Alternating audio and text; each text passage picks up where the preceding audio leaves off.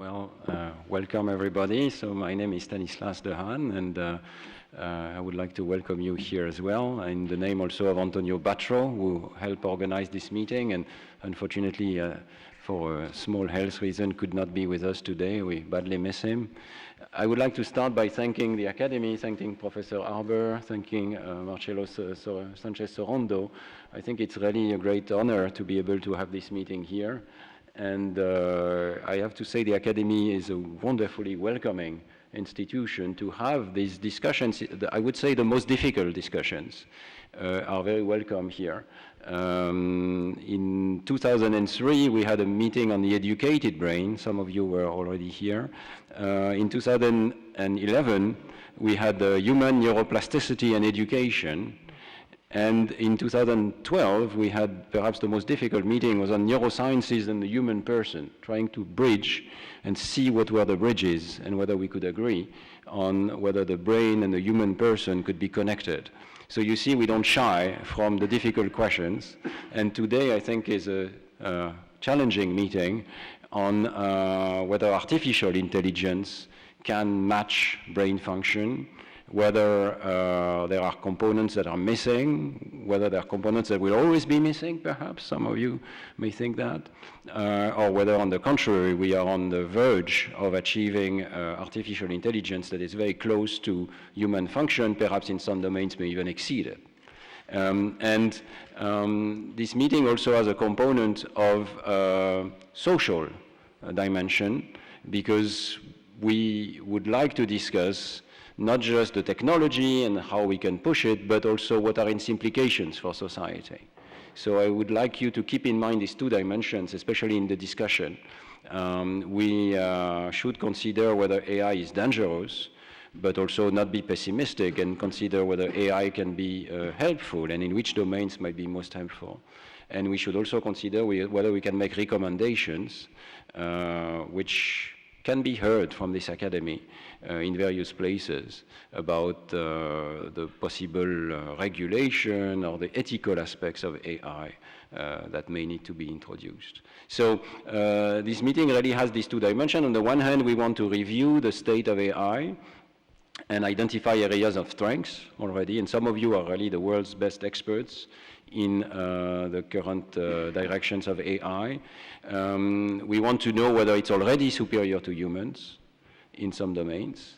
And on the contrary, we would like to identify areas where humans are still perhaps much better or different.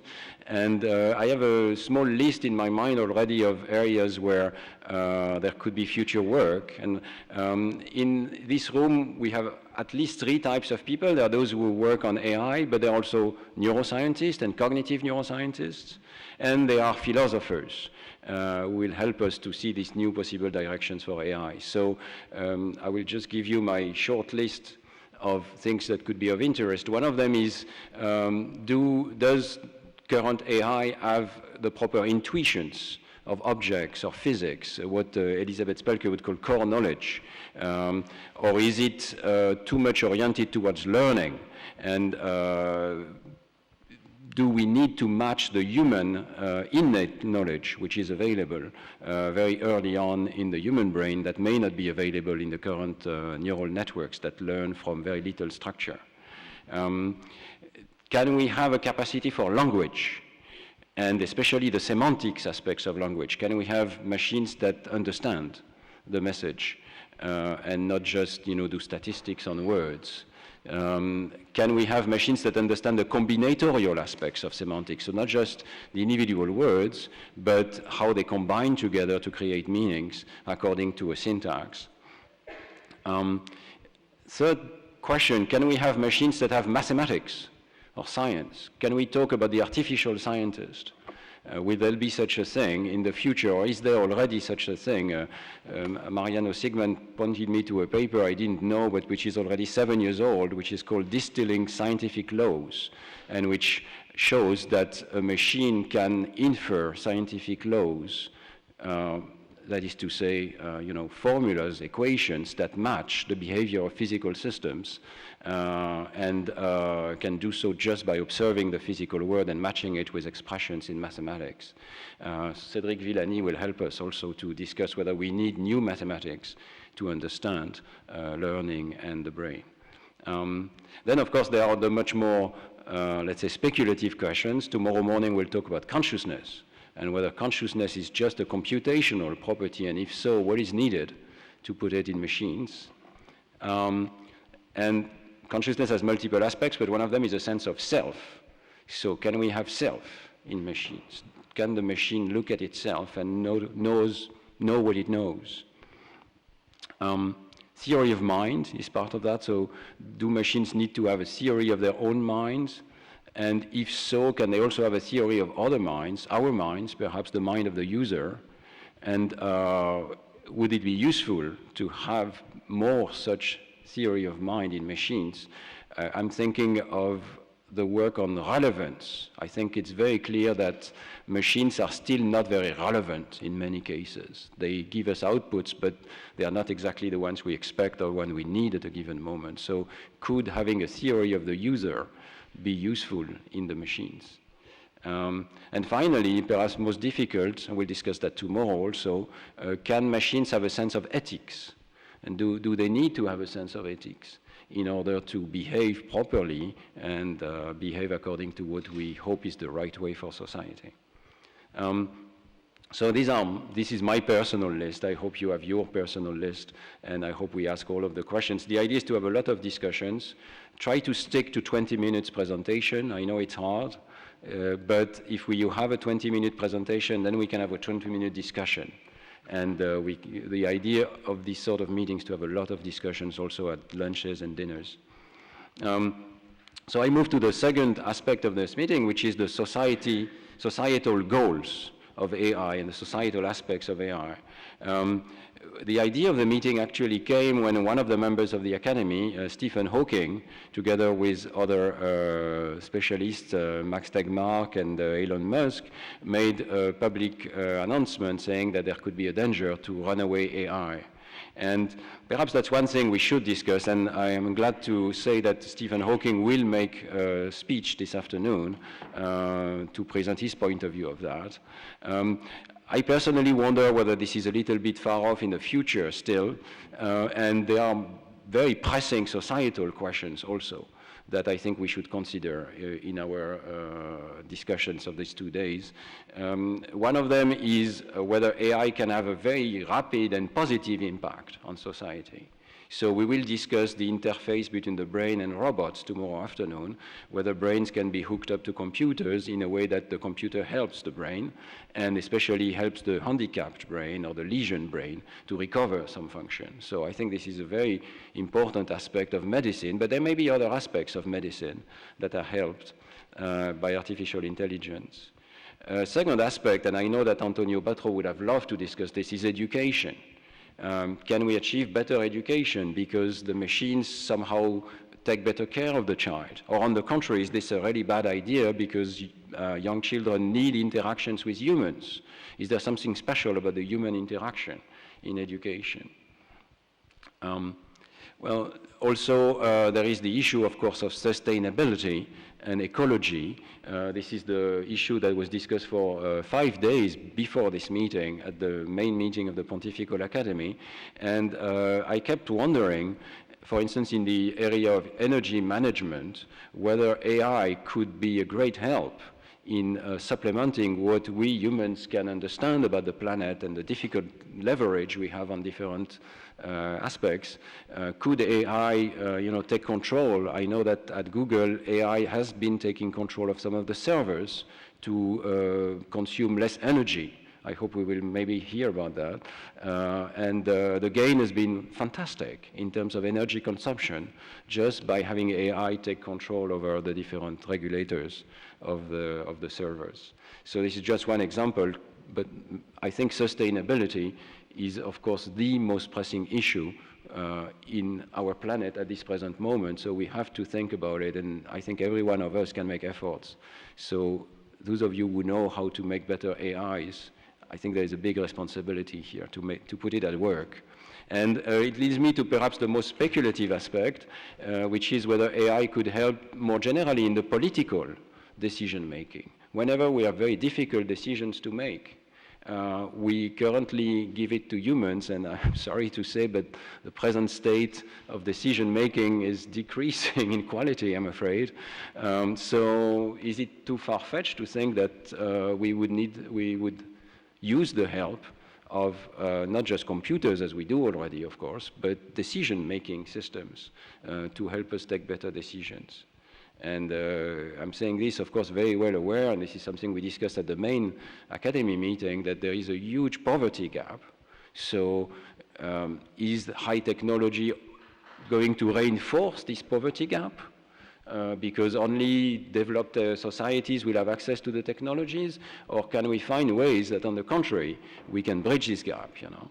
And again, I think Antonio Batro from Argentina would have liked to represent the point of view that AI, robots, computers can be introduced very early in education through initiatives such as the one laptop per child, such that we could quickly give sort of catch up to societies who have not yet fully developed numerical knowledge. So this is also something I would like to discuss. As you see, I'm trying to discuss the most positive aspects of AI, because I think it's a unique opportunity that we get the help of machines. Of course, I think we will have to discuss the negative aspects, the possible negative aspects. So there are issues of safety, very simple issues, not just this idea of runaway AI, but simple issues, you know, of bugs, crashes, or simply machines that have learned in a specific context and suddenly they are put out of the context in which they have learned. And do we know whether they are going to handle, for instance, are the cars going to handle fog or icy roads, novel situations that they have not been trained with? And another, I think, massive impact on society that we should discuss is the loss of jobs, because AI will take the jobs of many people. I think this is very clear already. And it will take, now this is perhaps new, it will take the intermediate jobs, the jobs that require some intelligence but not too much. It will be difficult to replace the very low-level jobs. I think we know that because the robots will still cost much more than a human person.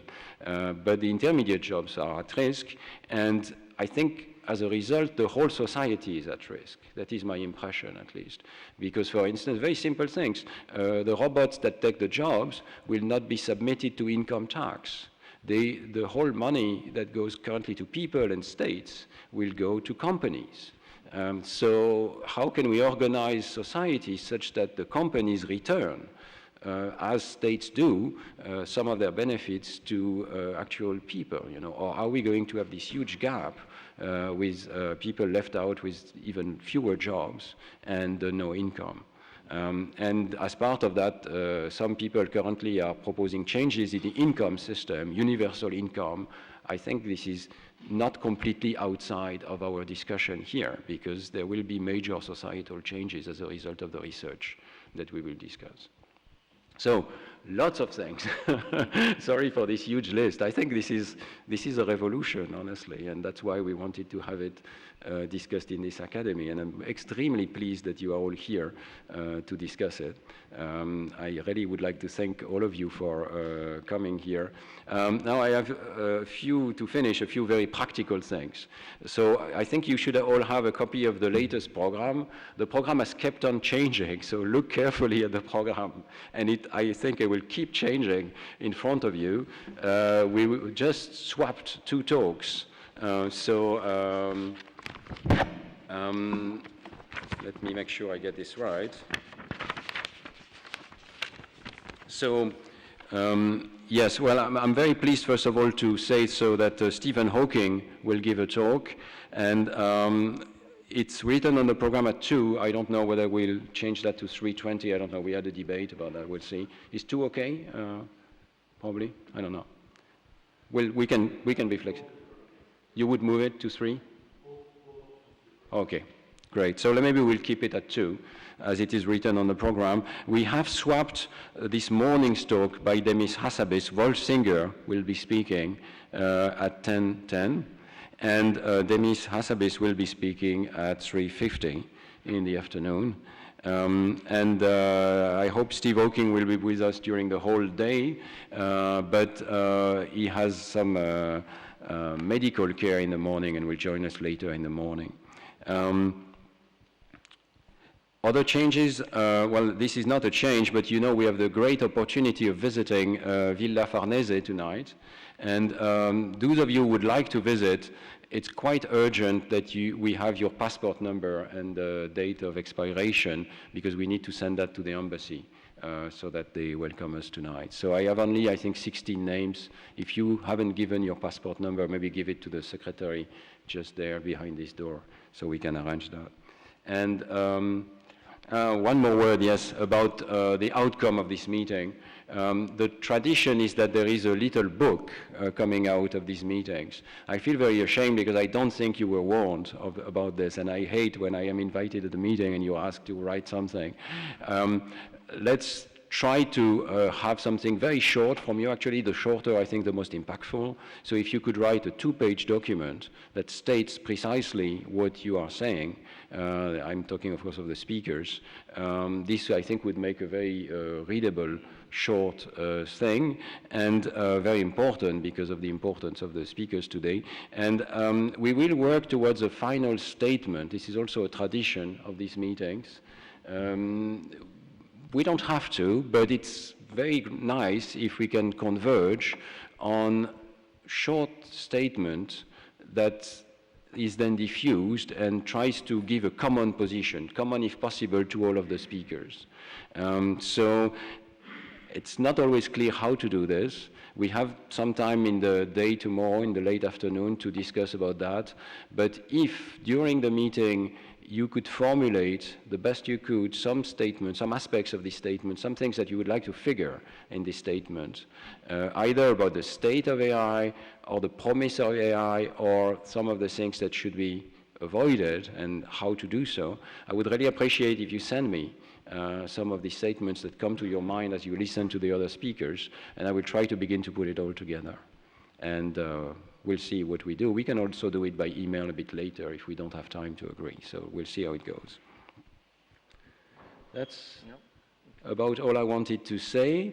And my suggestion, I think it's time to start, but maybe we can very quickly go around the room and each of you give your name, where you come from, and what is your field of research. In this way, we can have I think we can be introduced to each other. We have a number of observers as well, so if everybody could just say a few words about what they do, that would be great. Maybe starting with you, Olaf.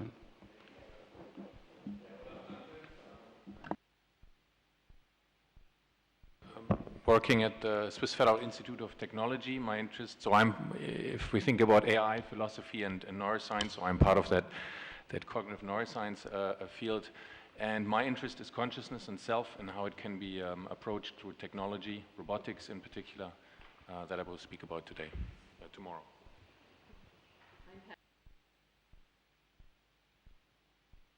The Salk, shall I start again? And the Salk Institute in San Diego. I work in the general field of social neuroscience. More specifically, I'm interested in the neurobiological basis for social behavior and for moral behavior in particular. So both the basic platform for sociality and also the neurobiology of learning norms.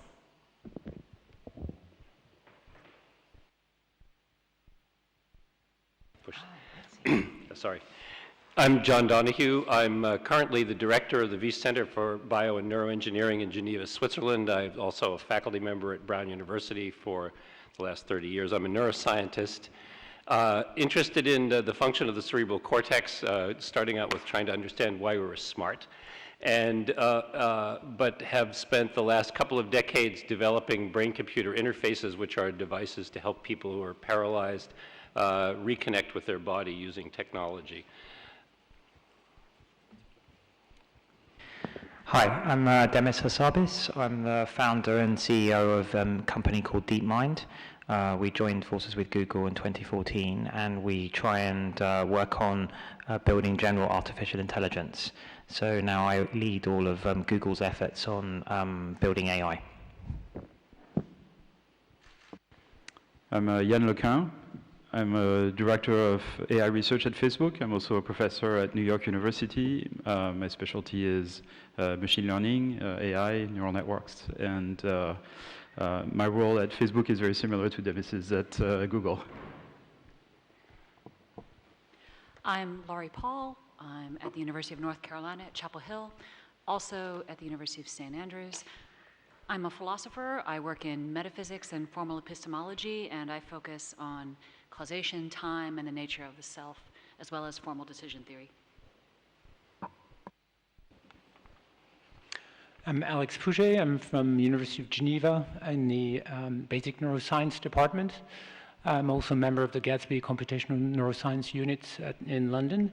And I'm interested in the general principle of computation and representation in neural circuits, and you'll hear more about this this afternoon. Is it on? I'm Elizabeth Spelke. I'm at Harvard University. I'm a cognitive psychologist, and I'm interested in the human mind generally, but typically study it primarily by looking at early development in infants and young children. Good morning, I am Francesco Solvaramni. I am at the University of Paris-Dauphine in France, at the same time at the University of Pavia in Italy. I am an applied mathematician and working on the study of multi-agent rational behaviors by modeling them by partial differential equation. Good morning, I'm Mariano Sigman. I'm from Buenos Aires, Argentina. I'm a physicist, but I work in cognitive neuroscience, mostly in issues of decision-making and confidence, I'd say, and I try to work on aspects of neuroscience that have to do with education. Good morning, I'm Thomas Hertog from the University of Leuven. I'm a cosmologist, so I work on models of the universe and in particular how conditions in the universe develop for life and complexity to emerge here and on other planets. I am Dominique Lambert from the University of Namur in Belgium. I am philosopher, and presently I am interested in ethical and anthropological questions concerning the use of autonomous robots. Hi, I'm Tanguy Chouard. I'm an editor at Nature. I cover various aspects of neuroscience, systems biology, and aspects of protein science, with, I guess, a common theme being all kinds of biological computation. Hi, I'm Manuela Veloso, and I'm a professor of computer science and machine learning at Carnegie Mellon University in the United States. And my interests are on AI, robotics, machine learning, and in particular like autonomous robots that coexist with humans. Good morning, I'm Pierre Lénard. I'm an astrophysicist, a professor at the University of Paris. My work has been on improving imaging of exoplanets, stars, black holes, etc. And now I'm really here for education issues. I'm especially interested in the development of science education with young children.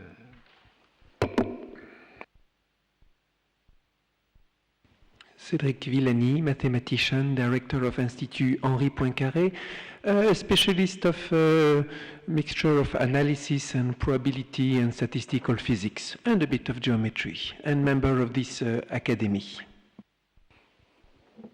I'm Wolf Singer. I'm at the Max Planck Institute for Brain Research in Frankfurt and a neurobiologist, and mainly interested in the functioning of the cerebral cortex and dynamics. And you didn't introduce yourself. Maybe would you like to introduce yourself? I am Ghislaine Dehane. I am working in CNRS in France and on babies' development. So especially to understand how higher cognitive function emerge in the human brain. Good morning. I'm the Honduras ambassador to the Holy See. I'm Dora from Honduras and the wife of the ambassador. I was teaching biology because I am a biologist in my country for 32 years ago.